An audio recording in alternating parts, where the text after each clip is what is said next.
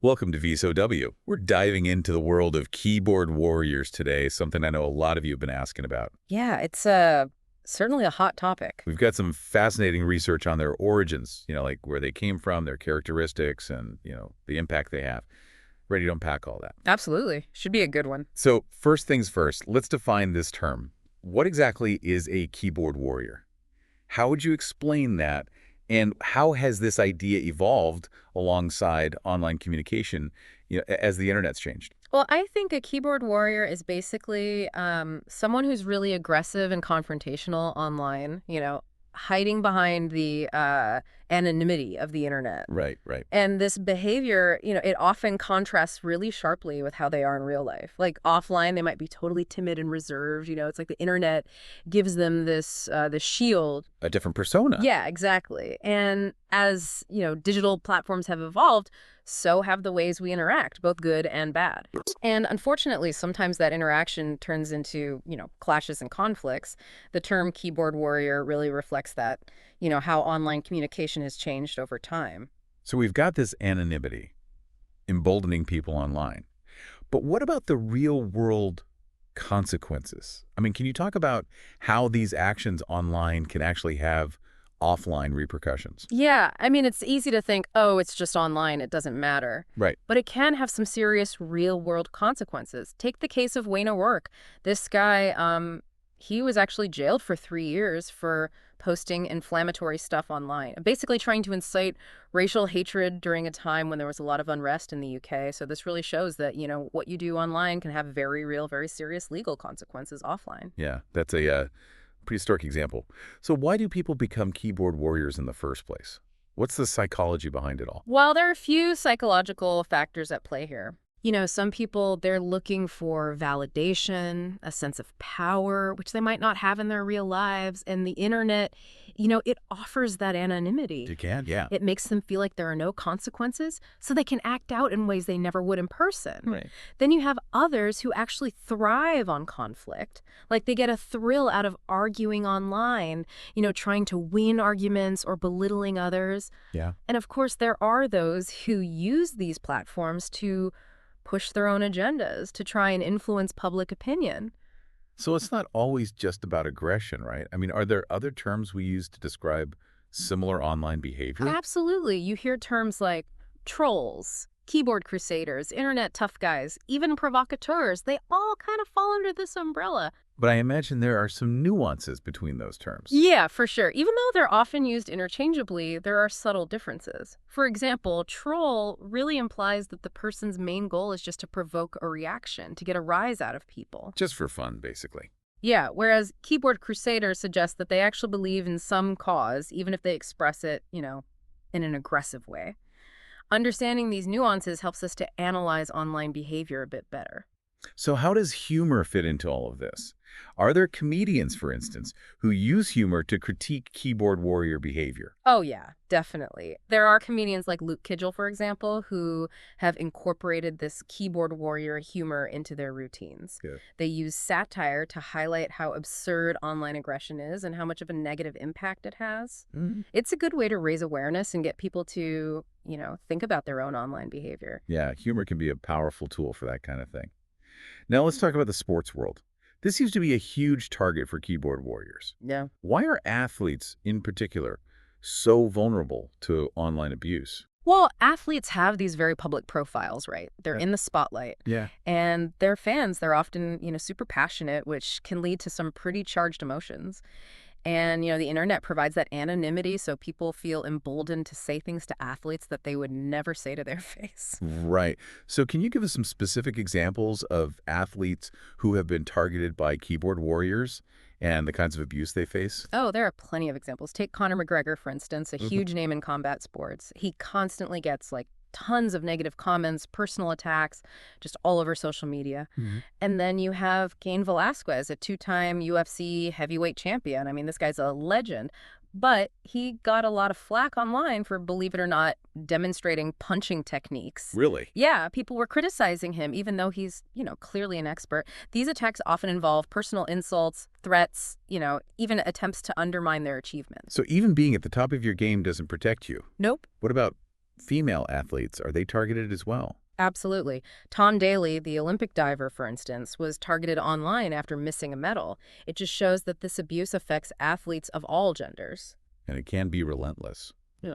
Are there certain figures in the sports world who seem to attract more attention, more heat from keyboard warriors than others? Oh, yeah, definitely. Controversial figures like Andrew Tate, known for his very outspoken views, he attracts a lot of attention online, both positive and negative. Hmm. His persona, his statements, they really trigger strong reactions. It just shows how certain individuals become like lightning rods for this kind of keyboard warrior behavior. So it's more than just being in the public eye. It's also about the kind of persona you project. Yeah, I think so. Now, moving beyond sports, how does all of this keyboard warrior behavior impact public discourse more broadly? It has a significant impact. Their aggressive tactics and, their tendency to promote really extreme viewpoints can really stifle constructive dialogue. They contribute to polarization. So instead of fostering understanding, these interactions actually drive people further apart. Exactly. It creates these echo chambers where people just hear their own views reflected back at them and different perspectives are silenced. And this doesn't just stay online.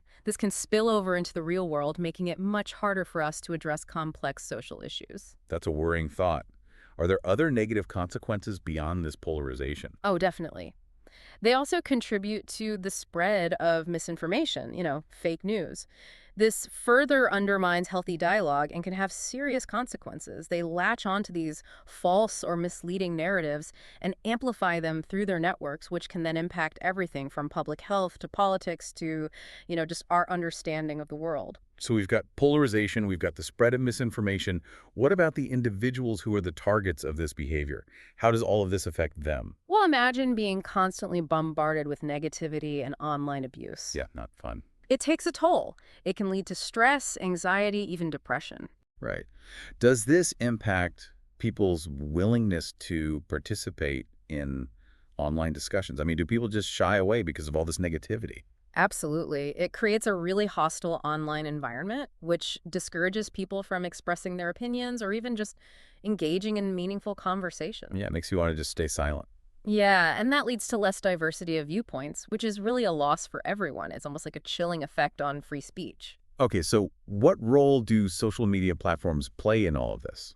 I mean, they're the ones providing the space for these interactions. Right. And by their very nature, they're designed to encourage engagement. And controversy, unfortunately, drives a lot of interaction. For sure. So they're in a bit of a dilemma trying to balance that user engagement with, protecting individuals from harmful content and the spread of misinformation. So how do they walk that tightrope? It's a huge challenge. They're constantly trying to define and enforce community guidelines, implement effective content moderation strategies, and respond to reports of abuse and harassment. It's this constant struggle to protect free speech while also preventing the spread of harmful content. Right. It's a tricky balance. Now, amidst all this negativity, are there any examples of individuals who've managed to transition from, this kind of negative online behavior to actually engaging positively online? Yeah, there are actually a few encouraging examples. There's Claudia Field, for instance. She describes herself as becoming the quote-unquote right kind of keyboard warrior. Interesting. She transitioned her skills to a career in software development, where she now contributes positively to the tech industry. So she channeled those skills into something constructive. Are there other examples like this? Yeah, there's another interesting one. It's an anonymous author who works in human resources, fundraising, and training. They've basically taken their online skills and used them to benefit their organization. It just shows that it is possible for people to transform this, often negative behavior into something positive. That's hopeful. hmm So what steps can be taken to mitigate the negative impacts of keyboard warrior behavior and really promote a healthier digital space? Well, there are a few key things we can do. First, promoting digital literacy is crucial. We need to educate people about how to verify information online, how to recognize manipulation tactics, and how to, engage respectfully even when they disagree. So giving people the tools to navigate the online world safely and responsibly. What else? Platforms themselves need to step up. They need to implement and enforce stricter regulations and reporting systems. Okay, so more accountability. Exactly. That means effective content moderation, stricter penalties for violating community guidelines, and better systems for reporting abuse. And just as importantly, we need to foster a culture of respect online. Right, so it's not just about rules and regulations, it's about changing the way we interact with each other online. Exactly. We need to treat each other with empathy, engage in constructive dialogue, and be mindful of the impact of our words. It's about creating a more positive and supportive digital space for everyone. That's a great reminder. Thank you for all these insights. You're welcome. So, we've talked about the impact of keyboard warriors on individuals and society as a whole, but let's zoom in on how they actually shape trends on social media and how that affects the spread of information. Yeah, that's a good point. It's not just about individual interactions. It's about how they influence what we all see and talk about online. So how do their actions actually influence what ends up trending on social media? Well, keyboard warriors tend to gravitate towards controversy. It's like moths to a flame. Right. And their very aggressive way of engaging with these controversial topics can actually push those topics into the trending spotlight. So they're not just passively following trends, they're actually shaping them. Exactly. It creates this kind of feedback loop. The more attention a controversial topic gets, the more keyboard warriors pile on, which then further amplifies its visibility. So how does this whole cycle affect public opinion on those trending topics? Well, because they're so vocal and aggressive in pushing their viewpoints, they can actually sway people who haven't really formed their own opinions yet. So they're influencing the undecided. Yeah, and they can also reinforce existing biases in people who already agree with them. It all contributes to shaping the overall narrative surrounding those issues. It seems like social media platforms are in a tough spot. On the one hand, they want user engagement, but on the other hand, they have to protect users from harmful content and misinformation. Oh, How do they balance these competing priorities? it's a real dilemma for them. They benefit from the engagement that keyboard warriors generate because, like I said, controversy drives interaction. Right. But at the same time, they have this responsibility to create a safe and healthy environment for all users. So what are some strategies they can use to achieve this balance? Well, one thing they're trying to do is promote digital literacy among users, teaching them how to verify information, how to spot manipulation tactics, and how to engage respectfully online. Empowering users to be more critical and discerning. Exactly. It's about giving them the tools to navigate the online world more safely and responsibly. But what about holding users accountable for harmful behavior? What about things like platform regulations and reporting systems? Yeah, that's crucial too. Platforms really need to step up and enforce stricter regulations. Okay, so more accountability on the part of users. Yeah, things like more effective content moderation, stricter penalties for people who break the rules, and better ways for users to report abuse and harassment. So it sounds like a multifaceted approach is needed. What about individual responsibility? I mean, what can we as individuals do to contribute to a healthier online environment? It really comes down to fostering a culture of respect online. It sounds simple, but it's probably harder than it sounds. It is, but it's essential. It means engaging in constructive dialogue, treating others with empathy, even when you disagree with them, and being mindful of the potential impact of your words. So basically, extending the same kind of basic human decency we try to practice offline to the online world. Exactly. We've talked a lot about mitigating the negatives, but I'm curious, can these so-called keyboard warrior skills ever be applied positively? It's an interesting question. And it's important to make a distinction between the aggressive behavior itself and the underlying skills, which can actually be quite valuable. Like what? Well, things like strong communication skills, the ability to articulate your thoughts clearly and persuasively, even a certain level of tech savviness. And in some cases, we see individuals who've actually repurposed those skills for good. Oh, really? Can you give us some examples? Yeah, we mentioned Claudia Field earlier. She's a great example. She took those online engagement skills and turned them into a career as a software developer. So she kind of flipped the script, took those skills, and used them for something constructive. Exactly. She calls herself the quote-unquote right kind of keyboard warrior, using her abilities to build things and contribute positively to the tech industry. That's pretty cool. Any other examples?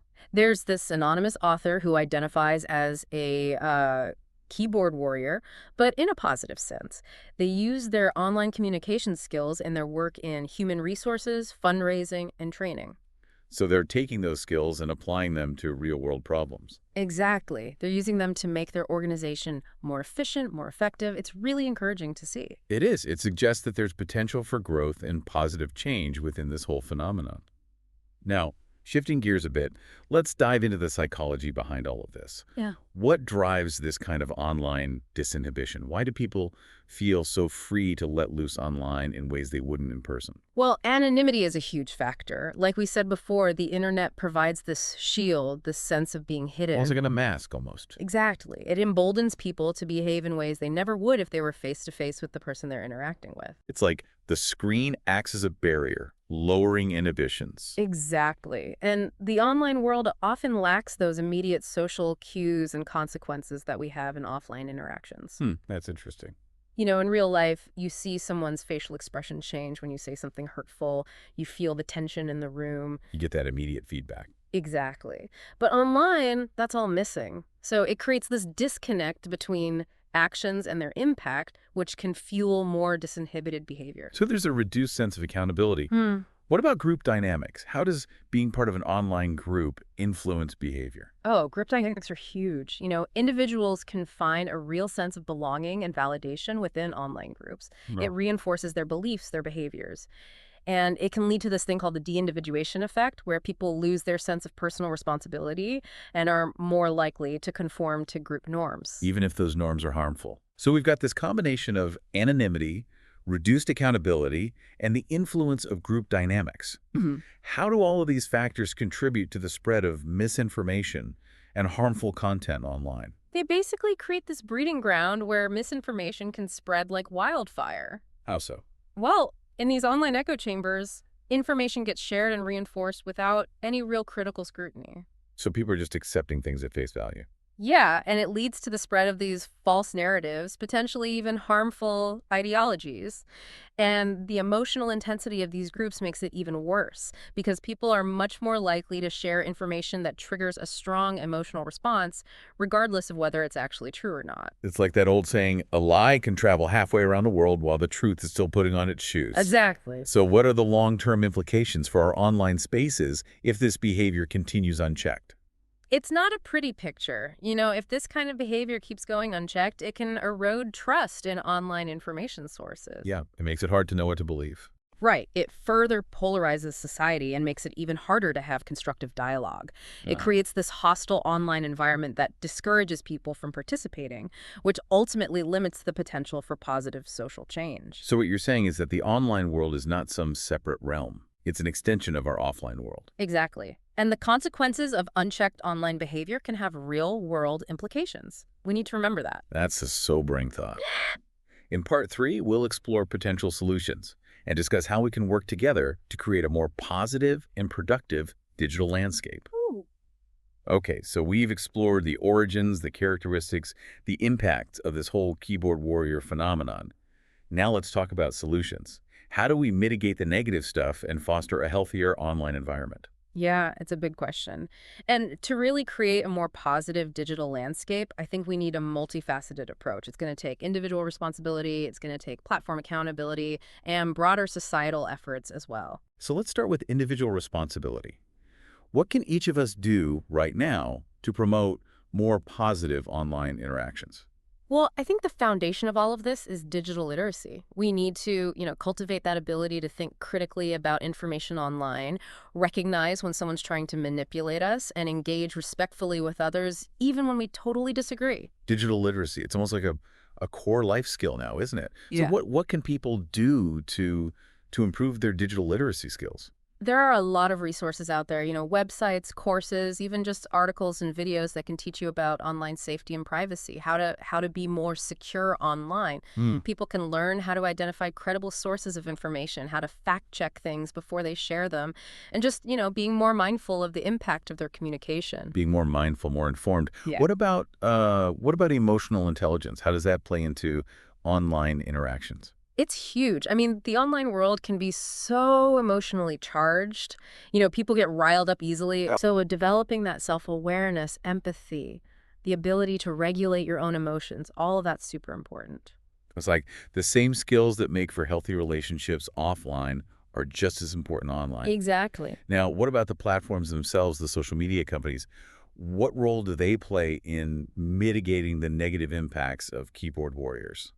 Well, they have a responsibility to create safer, healthier environments for their users, right?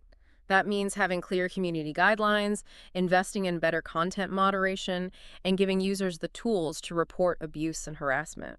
So more concretely, what can they do to actually improve content moderation and protect users? I mean, they're already using things like AI and human moderators to try to identify and remove harmful content. Right. They can improve their algorithms to limit the spread of misinformation and hate speech Okay. and, promote more diverse perspectives and constructive dialogue. But holding users accountable for their actions is also crucial. Yeah, how do they do that? They can, implement stricter penalties for people who violate those community So guidelines. like suspensions, bans, that sort of thing. Exactly. Make their reporting systems more efficient, more transparent, so that people actually feel like their concerns are being heard and addressed. That makes sense.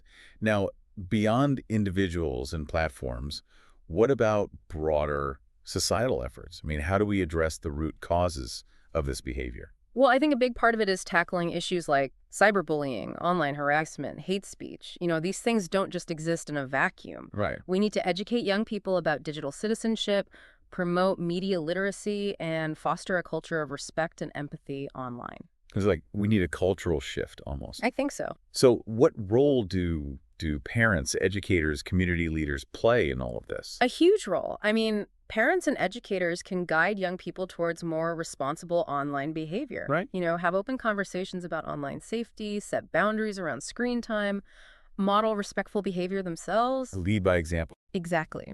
And community leaders can promote digital literacy initiatives and work to create more inclusive and respectful online cultures within their communities.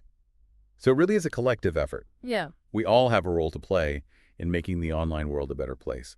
Any final thoughts you want to leave our listeners with? I think the key takeaway is that, the online world is not separate from the offline world. It's a reflection of us, of our society. And the challenges we face online are often just manifestations of deeper issues. But by working together, promoting digital literacy, empathy, a culture of respect, we can create a digital landscape that is more inclusive, equitable, and, just a better place for everyone. That's a great message to end on. Thank you so much for sharing your expertise with us today. It's been a really insightful deep dive into the world of keyboard warriors. And to our listeners, we encourage you to keep the conversation going, share your thoughts, your experiences, your ideas in the comments below. And don't forget to subscribe to VSO W for more deep dives into fascinating topics. Thanks for listening to VSO W.